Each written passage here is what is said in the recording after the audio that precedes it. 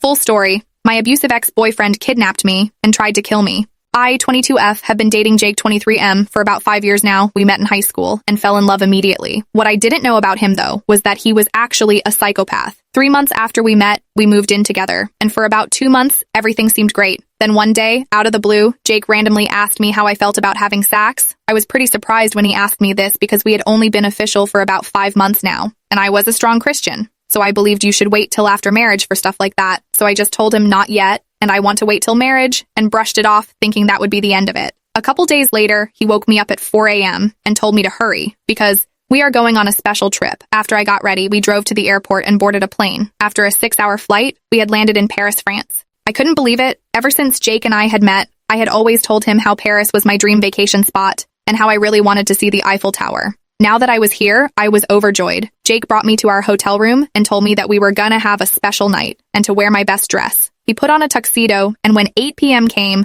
we left and headed to a 5-star restaurant where we ordered a 3-course meal and ate as we watched the Eiffel Tower sparkle in the moonlight. It was a seemingly perfect night, and it felt like nothing could go wrong. That was until we finished dessert. Jake asked me if I drank. I responded, no, but he told me there's a first time for everything and ordered 3 bottles of wine. I was a little concerned, as 4 bottles is a lethal dosage, and I didn't want to risk overdosing, so when the wine arrived, I just took 1 bottle, poured a small puddle into a glass, and drank it. JK asked me why I was drinking so little. I told him I just didn't want to get too drunk, and that I was just going to have a little bit of wine. When I told him this, he told me it'll be okay, and that he'll drive me back to the room. I was skeptical, as he had just gotten his license, and he was drinking too. But he had already pressured me into drinking a 1/4 bottle of wine, so I was started to get a bit woozy and couldn't think, so I agreed. After he made me drink about 2 bottles of wine, I became so drunk that I collapsed and passed out. To my absolute horror, when I awoke, I found myself in bed at the hotel room Jake had gotten us. I looked around for a bit till I realized I had been stripped of my clothes. I immediately jumped out of bed, put my clothes back on, but I was still extremely hungover and confused, so I grabbed my phone and typed in Jake's number, hoping to get an explanation.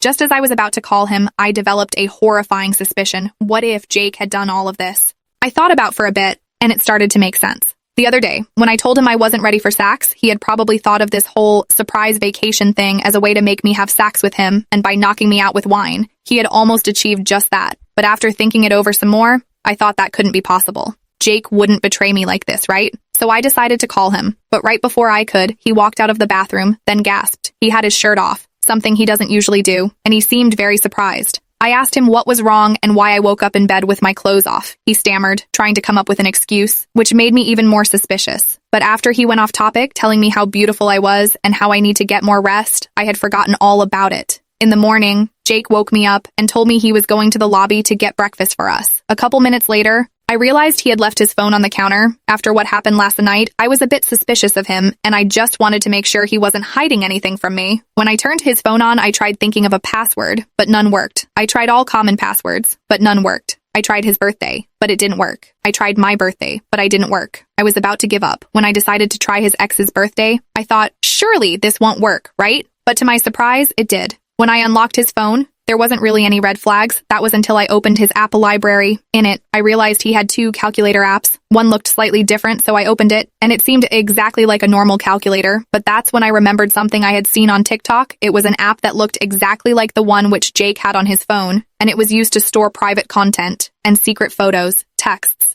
Sure enough, when I compared the app on Jake's phone and the one in the video, they were identical. I wondered what he had to hide from me, and I wanted to find out. In the video, to access the hidden content, all you had to do was put in the phone's password and it would unlock the app. So I entered his ex's birthday and clicked the little equals symbol. Then to my horror, I found explicit pictures and videos of me from last night when I was knocked out cold in bed, stripped of my clothes. I also found texts between him and his ex. I was extremely mad. How could he do this to me? I thought. The phone's password being his ex's birthday made a lot more sense now. Just as I was about to find more evidence of him cheating on me, he came back to the room. The look on his face was a bit of anger, shock, but he mostly seemed flushed and scared. I showed him the text between him and his ex and the explicit photos of me. I told him that I wanted to break up with him, and I told him that I'm willing to call the cops on him if he doesn't delete the dirty pictures of me. He got scared and tried to change the topic and tell me how pretty I am. This time it didn't work, as I told him I wanted to break up, and I didn't want him calling me pretty. Once he realized this,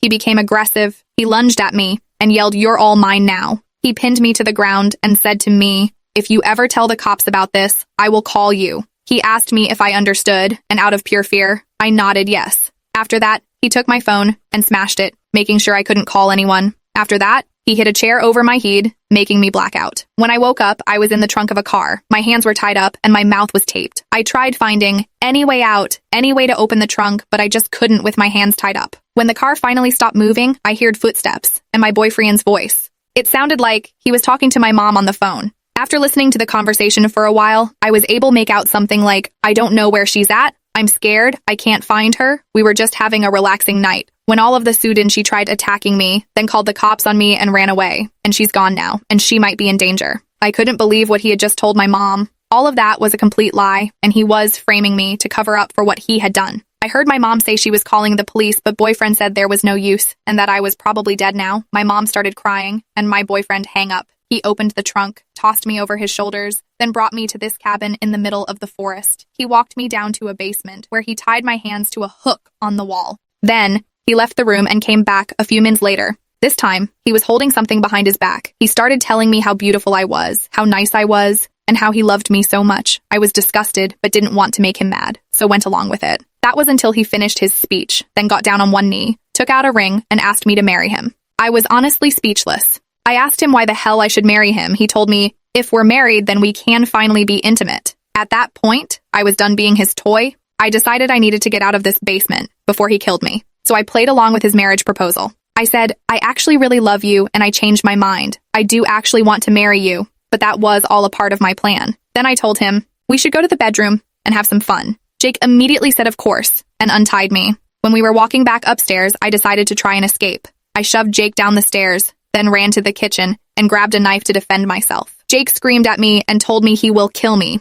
I darted to the door, but there was a lock on it. Desperate to escape, I stabbed the chains, breaking the lock. Unfortunately for me, Jake had already caught up to me, and he tackled me to the floor. I kicked him in the face, he fell down, and I ran out the door into the woods and found Jake's car. I got in and drove off. Luckily, Jake had left his phone in the car, so once I reached a safe area in a nearby city, I called my mom. When she heard my voice, she broke out into tears. I explained what had really happened and told her Jake had kidnapped me, threatened to kill me, and kept dirty images of me on his devices. I told her Jake was a horrible person and that I was going to call the cops. When cops arrived, they handcuffed Jake and told me I was safe. Considering I was still in France, I got a flight back home with the little money I had. When the flight landed and I was driving back to my house, I got a terrifying text from Jake. He told me he had stolen a phone from one of the guards, and he was threatening to leak the explicit photos of me to my family. He was able to do this by logging into his iCloud account on the guard's phone and access the photos of me from that phone. I realized if I deleted the photos using his phone, I could stop him from downloading them to the guard's phone.